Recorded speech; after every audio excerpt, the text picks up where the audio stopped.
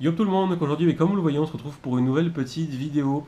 Et cette fois-ci, donc ça va être la deuxième partie de l'unboxing du colis que nous avions reçu de chez FTF. Donc si vous n'avez pas vu la première partie, je vous mets le lien dans la description juste en dessous de la vidéo. Donc dans la première partie, on avait eu uniquement du matos de chez Reigns, donc la canne et des leurres. Cette fois-ci, ça va être des marques un petit peu moins connues de chez eux, donc il y a plusieurs marques. Il y a principalement du Noik, donc je pense que vous allez reconnaître les pochettes. C'est tout ce qui est ici. Ensuite, nous avons encore un petit peu de Reigns avec des petits accessoires. Nous avons un petit peu de Tiemco, je ne sais plus où c'est passé, voilà, par exemple avec les deux ondulantes. Et un petit peu de Hookers avec de la tête plombée. Donc je vais essayer de vous présenter ça le plus simplement possible. Comme d'habitude, je vous mets donc tous les liens du matériel présenté dans la description, juste en dessous de la vidéo, si vous voulez aller voir ou acheter. Et on va directement commencer par la gauche, on va commencer avec des petits shads de chez Noik. Donc ce sont les Ninja Shads, donc là que j'ai en 3 pouces, ensuite je les ai aussi en 2 pouces. Donc déjà au niveau des coloris, vert, blanc, deux coloris passe-partout pour tous les leurres, ça je vous en parle pas souvent. Au niveau des coloris, vert et blanc, c'est vraiment les coloris à avoir dans sa boîte. Ça marche dans toutes les situations, voilà, qui marche absolument sur tous les poissons, ce genre de coloris là. Donc c'est un shad avec un corps annelé, une caudale assez fine, un shad extrêmement souple, gavé d'attractants qui nage vraiment tout seul. Avec les blancs, bah, d'ailleurs je pense que ça se voit, la pochette est ouverte, et il en manque quelques-uns. J'ai déjà fait 3-4 chevennes avec et je m'étais fait couper par un petit bec, ça nage vraiment super bien. Monter sur des petites têtes plombées en 1, 2, 3 grammes pour pêcher en rivière, c'est vraiment super, ou pour pêcher voilà, la perche dans des endroits où il n'y a pas beaucoup de fond. Je pense que je vais être amené à pas mal me servir de ces petits leurres là. Donc là aussi, comme je vous l'ai dit, on les a en 2 pouces. Donc en 2 pouces, coloris blanc aussi, coloris orange. Pareil, le orange, un coloris plutôt passe-partout. Sur les perches, c'est souvent le genre de coloris qui marche plutôt bien, donc 2 pouces. Sur du chevenne aussi, les chevennes, la plupart du temps, leur soupe, on va quand même les pêcher avec des leurres assez petits. Sur du 3 pouces, j'ai quand même pas mal de résultats, mais c'est vrai que la plupart du temps, on va quand même plus passer sur des tout petits leurres comme ça. Ou peut-être en drop shot aussi. En drop shot, je pense que ça peut être sympa pour faire vraiment un montage drop shot tout fin. Vu que ça bouge tout seul, je pense qu'en drop shot, ça va être sympathique. Ensuite, on va continuer avec encore du Noik. Donc là, c'est des leurres que je ne connaissais pas du tout. Ceux d'avant, j'en avais un petit peu entendu parler. Ceux-là, pas du tout. Donc je sais pas si c'est une nouveauté ou pas de chez eux. Donc c'est les Wobble Shad. Encore un corps annelé, mais cette fois-ci, un petit peu, la forme n'est pas pareille. La caudale est un petit peu plus large. Je les ai pas encore testés. Les coloris, voilà, blanc, rose. Le rose aussi, c'est un très bon coloris. Les perches, souvent, elles aiment bien le rose. Voilà, un shad qui m'a l'air bien sympa. Je peux pas trop vous en dire plus parce que bah, je l'ai pas encore testé. J'ai même pas encore ouvert les sachets. Mais déjà, en tout cas, au niveau de la forme, ça me plaît bien.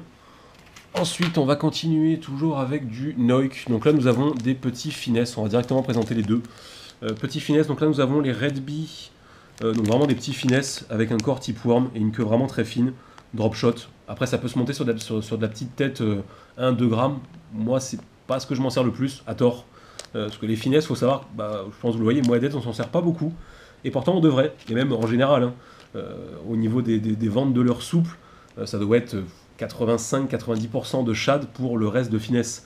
Alors que les finesses, ça permet souvent de débloquer beaucoup de situations quand les poissons sont un petit peu difficiles ou quand simplement bah, ils en ont marre de voir passer des shads. Donc je pense que cette année, surtout que je vais peut-être un peu plus pêcher en vertical, je vais essayer de me mettre un peu plus aux finesses justement bah, pour essayer de vous, aussi de vous peut-être de vous y inciter à pêcher plus avec. Donc Machobi, Red Bee, 2 finesses. Ensuite, nous avons les Ring Curly en 3 pouces. Donc là, c'est toujours de chez Noik. Donc là, c'est un petit grub. Forme de worm, queue de twist. Donc ça marche très bien sur la perche, par exemple. C'est vraiment les leurres de base pour la perche. Ensuite, qu'est-ce qu'on a encore comme petit leurre? On a celui-là qui traîne. Un leurre marron, clairement. Donc ça, c'est de chez Tiemco. C'est le Tiny Cicada. Donc en gros, bah, c'est un petit crawler. Je pense, vous voyez les deux petites ailes devant. Donc quand vous allez le ramener en linéaire, bah, en fait, le leurre va faire comme ça. Voilà. Il va bouger comme ça de droite à gauche. Basse, chevenne. Sur le basse, ça marche très bien. Sur le chevenne aussi, c'est clairement un leurre fait pour ça. Ensuite, on va continuer dans les leurres. Donc là, nous avons 2 petites cuillères ondulantes de chez Tiemco. Donc les cuillères, vous savez, c'est pas le genre de leurre avec lequel on pêche le plus, mais les ondulantes, je m'y étais déjà un petit peu mis cette année. Et c'est vrai que c'est le genre de leurre qui me plaît plutôt bien, surtout comparé à la tournante. La tournante, j'aime pas du tout. Ça, je l'avais déjà expliqué, je crois, dans une mini FAQ. L'ondulante, l'avantage, c'est qu'on peut faire beaucoup d'animations. La tournante, bah, vous lancez, vous ramenez en bas. L'ondulante, vous pouvez faire du linéaire. Vous pouvez faire de la verticale et vous pouvez faire de l'animation en dents de scie. Donc c'est clairement un leurre polyvalent, ça prend de tout. Perche, chevenne, basse, brochet, silure, parce qu'il faut savoir que les ondulantes ça va de vraiment tout petit, genre 2 cm, jusqu'à plus de 10 cm pour les silures. Donc là ce sont les Lightning Wobbler de chez Tiemco, donc en 5 grammes, 5 grammes. Juste les coloris qui changent, coloris doré martelé, coloris gris, rose. Ensuite, donc là nous avons, je l'ai déjà enlevé de l'emballage, car franchement je ne sais pas du tout ce que c'est. Donc c'est de chez Noik, c'est le Texas Kem Kem. Plus j'aime bien l'emballage, Good Job Texas. C'est un peu en mode what the fuck l'emballage. Donc c'est un... En fait au premier rapport j'ai cru que c'était un jig. Le problème c'est qu'il n'y a pas l'hameçon. Donc de ce que je pense, c'est quelque chose qui vient se mettre devant un leurre souple. Je pense après avec un petit truc pour le stopper, pour pas qu'il remonte trop sur le fil. Donc voilà, vous me direz, parce que franchement je n'en suis pas du tout sûr. Ça ressemble à un jig, mais sans l'hameçon. Ensuite, donc là on a du jig. Le jig, donc là ce sont les Palpatine de chez Reigns, 7 grammes, 5 grammes. Les jigs, c'est des leurres qui sont vraiment très peu utilisés en eau douce, et à tort. En fait, beaucoup de monde, pour beaucoup de monde, le jig c'est un leurre qui s'utilise en mer. Mais en eau douce, il faut savoir que les jigs, sur la perche et sur les brochets, c'est vraiment radical. Surtout dans la période où on est, c'est-à-dire là, octobre, novembre, quand les eaux commencent à refroidir, que les bancs de poissons blancs commencent à se regrouper, et que les carnassiers souvent se mettent en dessous pour chasser, vous envoyez un jig juste en dessous, vous jiguez, logiquement sur les perches et les brochets, ça fait des ravages. Ensuite, donc là on a deux autres avec une forme un petit peu plus allongée, donc là ce sont les Iki, toujours de chez Reigns. Et ensuite, là, nous en avons un beaucoup plus gros, qui là je pense va bien me servir justement pour pêcher en barrage. Là, vous voyez l'exemple, là sur les poissons qu'il y a derrière, c'est que des poissons de mer, bonite, maquereau, thon, lieu, alors que c'est le genre de leurre qui va aussi bien marcher en eau douce qu'en mer.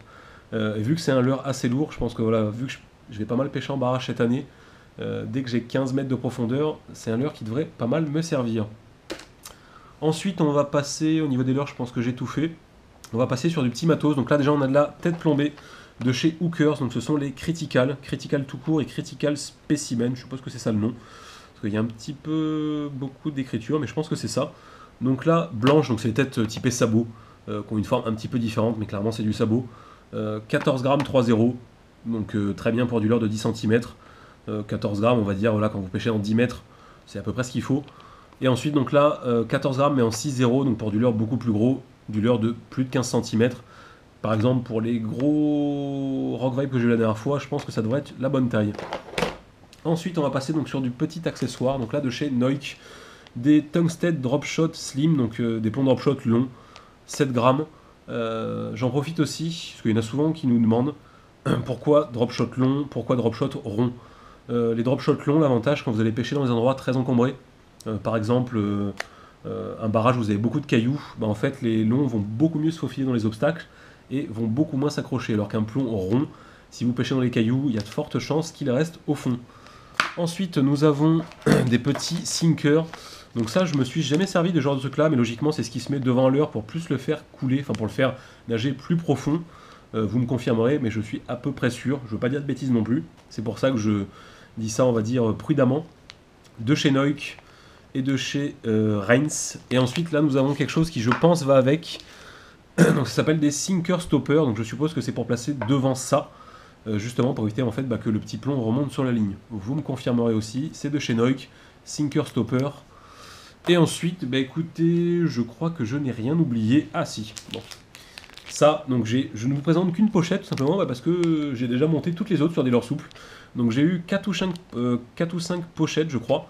Donc de AJ Mega Jighead de chez Reigns. Donc je vais vous en sortir une pour vous montrer. Donc des têtes vraiment sympathiques qui sont... Enfin, en fait, ce genre de tête-là n'est pas encore beaucoup utilisé.